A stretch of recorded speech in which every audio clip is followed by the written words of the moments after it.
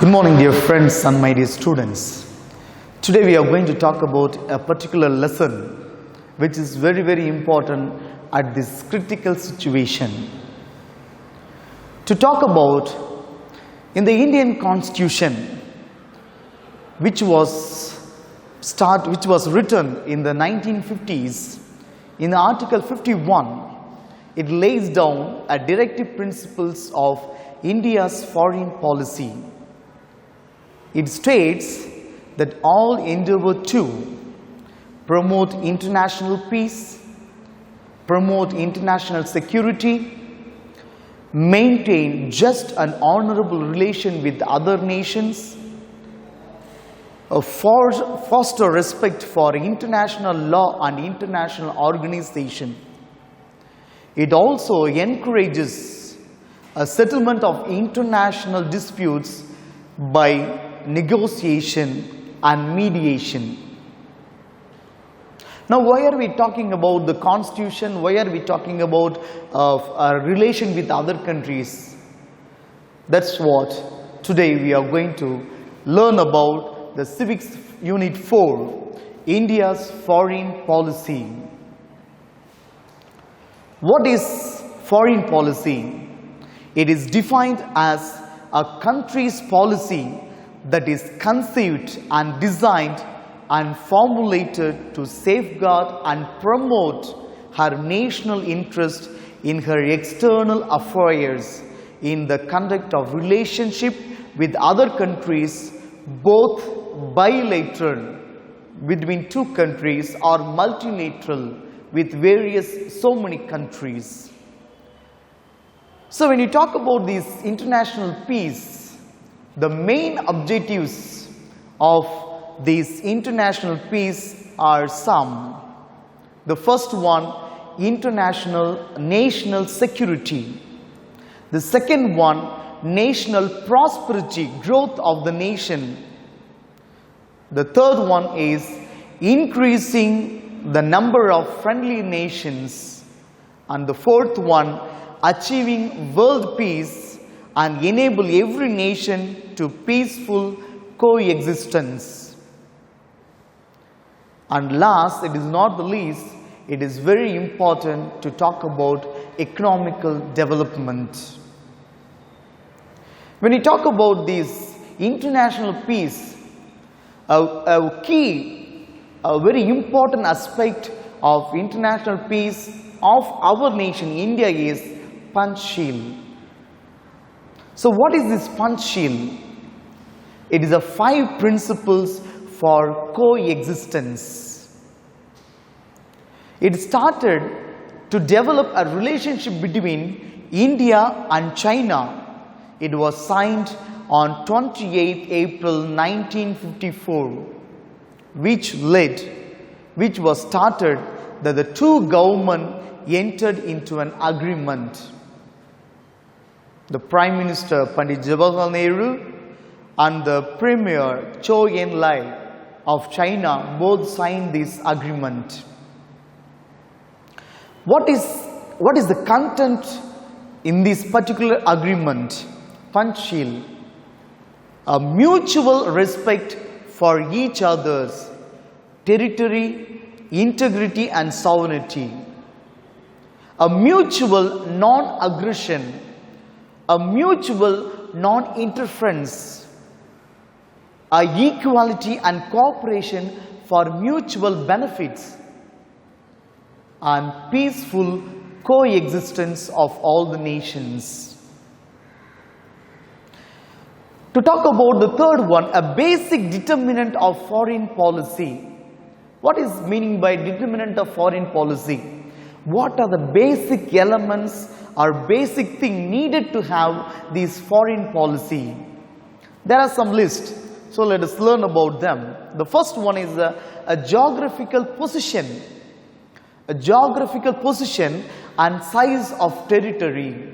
A boundary is first basic thing. The second one is the nation's history, whether it is independent or non-independent, whether it is sovereign or not, whether it is a democratic or not. So history, a tradition of a particular nation, and philosophical basis. What is their idea? What is the thinking? What is their growth? And natural resource, whether it can support other nation. When you have a friendly with others, anyone, they will see also your economic status, whether you are capable or not. So, natural resource also another important element. A compulsion of economic development, because it's very, very necessary when you talk about a particular nation, economic development. That is also a determinant factor.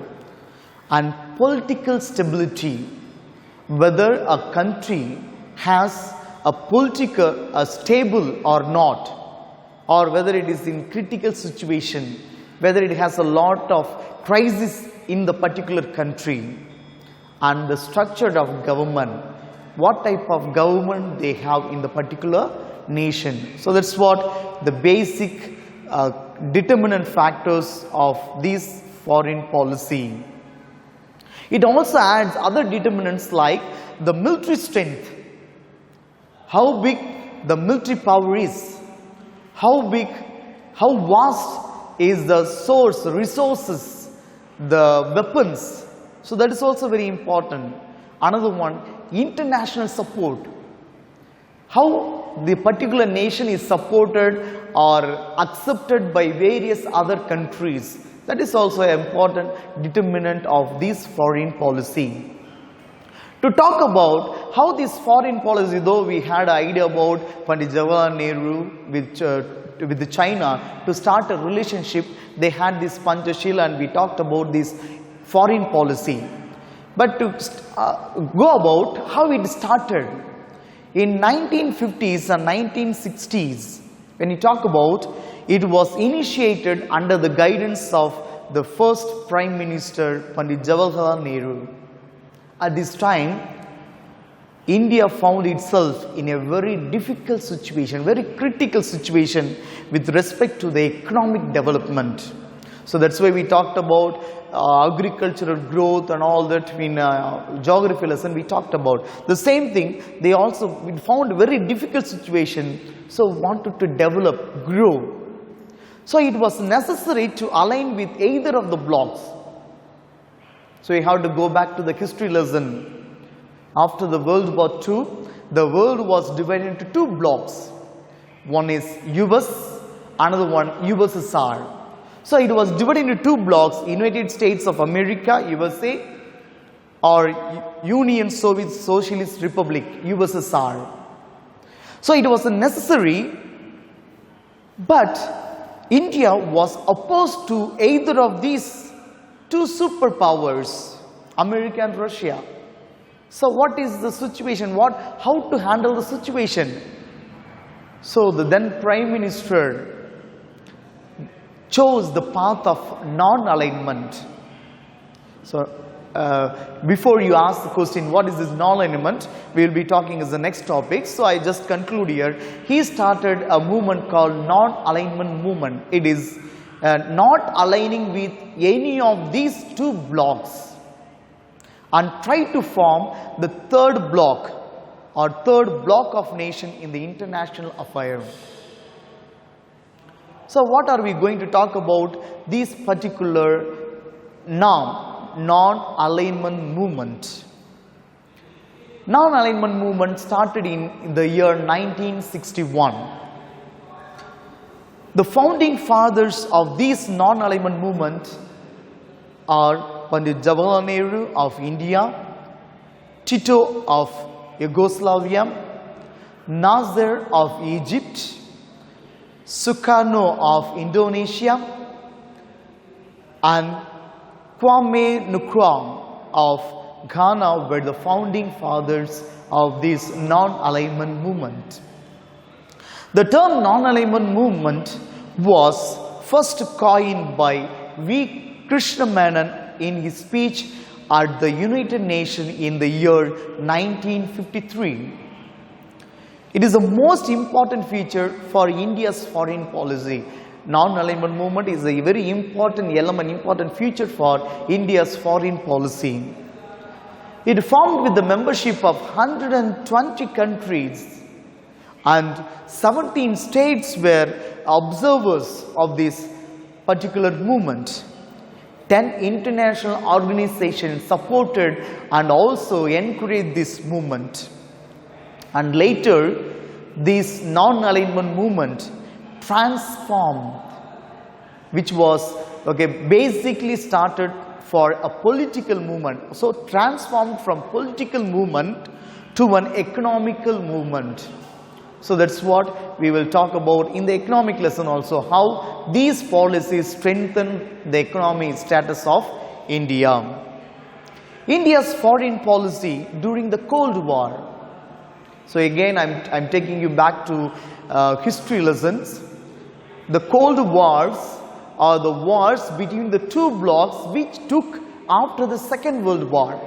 So during the Second World War, what was the main role of India's foreign policy here? Non-alignment movement did not prevent India from entering into an alignment with the Soviet Union by the Indo-Soviet Treaty of 1971. Though India was a neutral, did not join either of these blocs, but it could not stop joining with Soviet Union.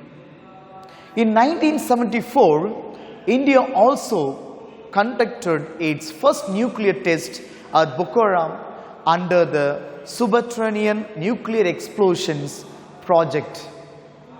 And here you may raise the question, sir, according to our own policies, disarmament, what we learned in history, we are not supposed to have a nuclear test. Yes, that's what fact. But here we have to understand, to have a relationship with various other countries, we had tested, but we did not use it in the wrong manner. So that's why they also started it. In response to China's nuclear test in 1964 at Lucknow. So this was the situation why we started to have this nuclear test. And later, non-alliance did not mean neutrality. Non-alignment does not mean to be a center, not joining either.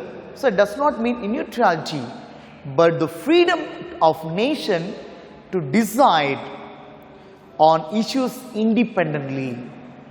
So here non-alignment does not mean a neutrality, but then it is following, it is independency. Non-alignment also did not mean demilitarization, not having any military, not having any protection. It also meant to ensure de-escalation of conflicts and tension. So that's what when we talk about the foreign policy of India in 1961 during the Cold War and later. New development in 1990s. So how India's foreign policy developed in 1990s and in 20th century. A new global economic order, that is liberalization, privatization and globalization. It strengthened India's foreign policy in 1990s, 20th century. It had a relationship, agreement, a pact with a global economic forum. So we also learnt about GATT, so which made India to have a good relationship with various other countries, through which India entered into bilateral, trilateral and multilateral agreements with various other countries.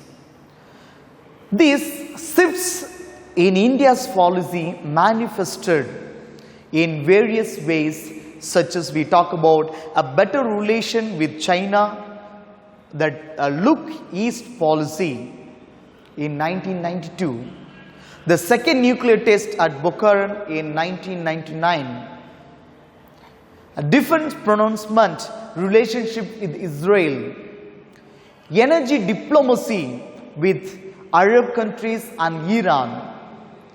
It also made another method of India's vote against Iran at the International Atomic Energy Agency. So these are the development which took place in 1990s and 20th century. To talk about at this present time in the 21st century, what is the situation of India's foreign policy? India has adjusted to meet the needs of intensified economic engagement with the whole world.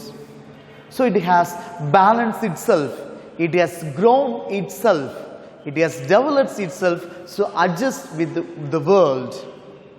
India engages with the current global subject. What are the subject, what are the crises it may come, but India has the capacity to cope up with. The international policies in order to gain a prominent place, and it makes its presence felt in all the global scale. At this 21st century, India has joined a new global group which gives more scope for India to play a larger role in global affairs. India has emerged as a major voice. Today we are able to give voice for other nations, support of another nation against other nation because of our political and the economical status. It is also a global decision making and management.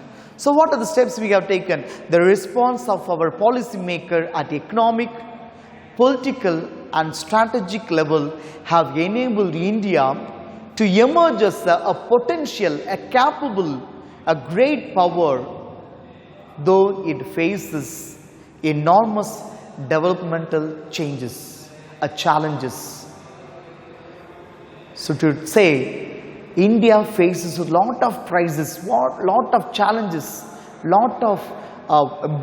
undergoes a lot of changes, both political and economically. Still, it is able to cope up, a balance, and has adjust with the global. The basic concepts of India's foreign policy. We talked about determinants. Now we are going to talk about a basic components. So these are very, very important. Just follow it.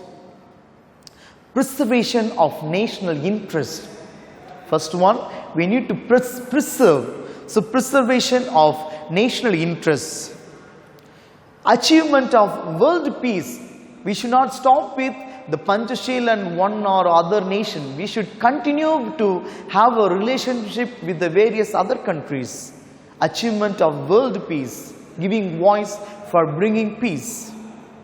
The third one, very important, India is known for disarmament. The third basic concept is disarmament. The fourth one is fostering a cordial relation, a good relationship with other countries.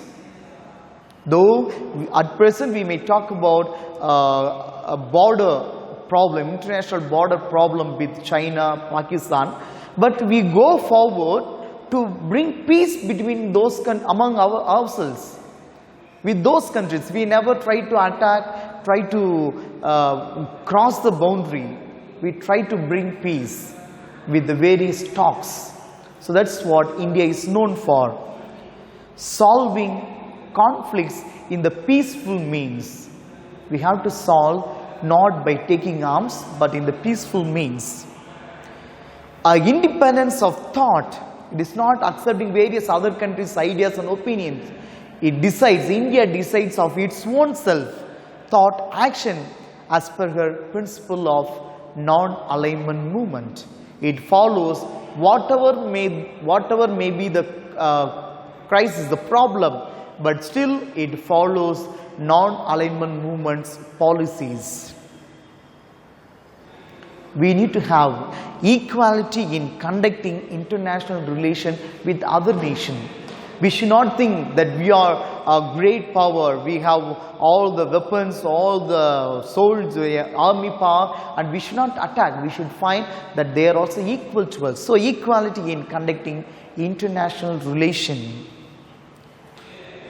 It is another basic is anti-colonialism, against the colonization, anti-imperialism and anti-racism. It's very, very important. Anti-colonialism, anti-racism, anti-imperialism, which is the basic of India. To start with the next topic, the policy of disarmament.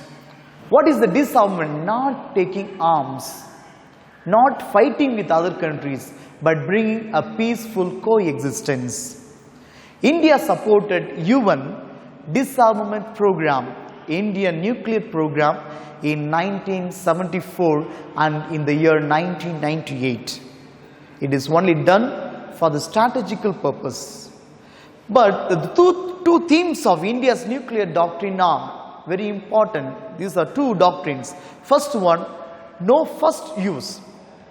We should not first attack. No first use. When we need to protect ourselves, we can use, but it is not the first use. The second one, a credible minimum deterrence. So these are the two themes, okay, the Indian nuclear doctrines followed by India. Not to use nuclear power for offensive purpose.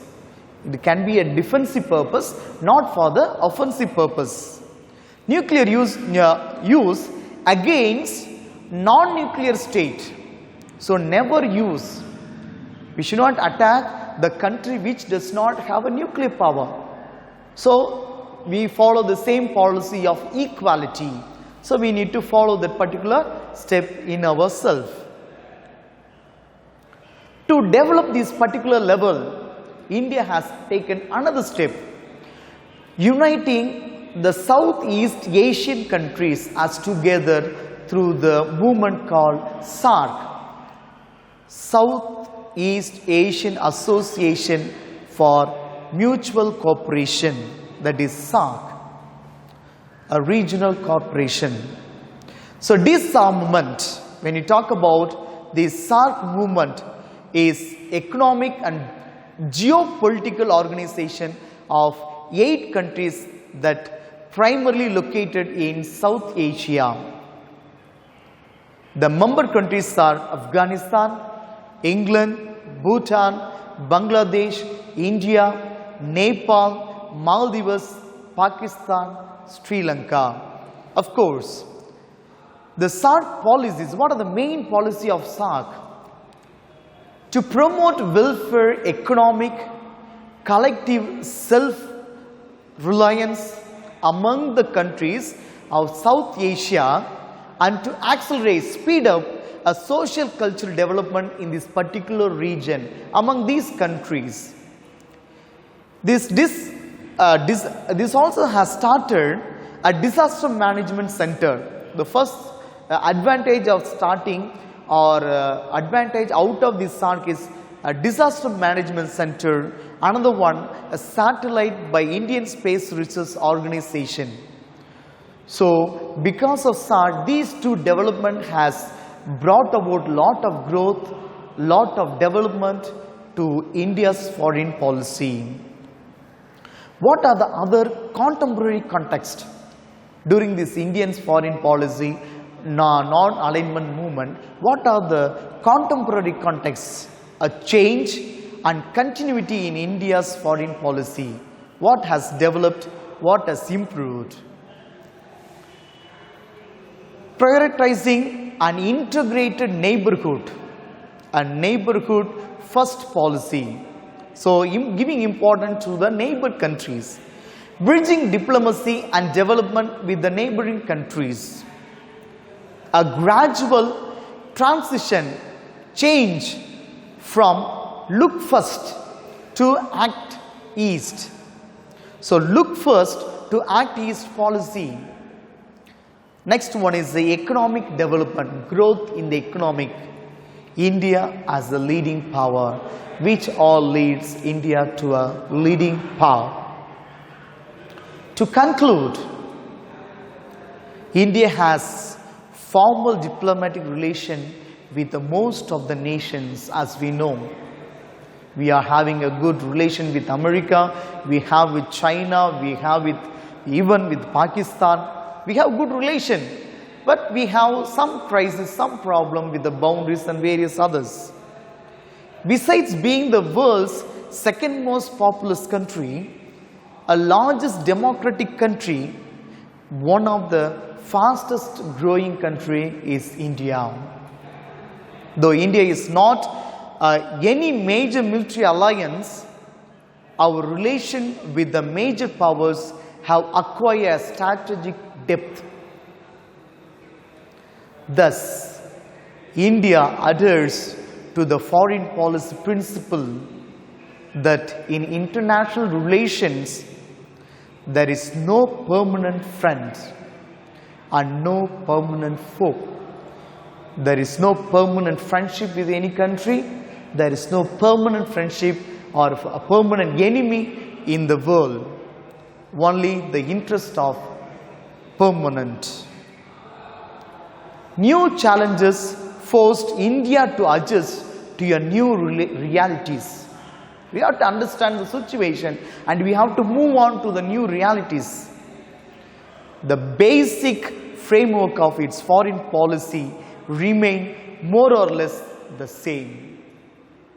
So to talk about India's foreign policy, it is for the growth of political status.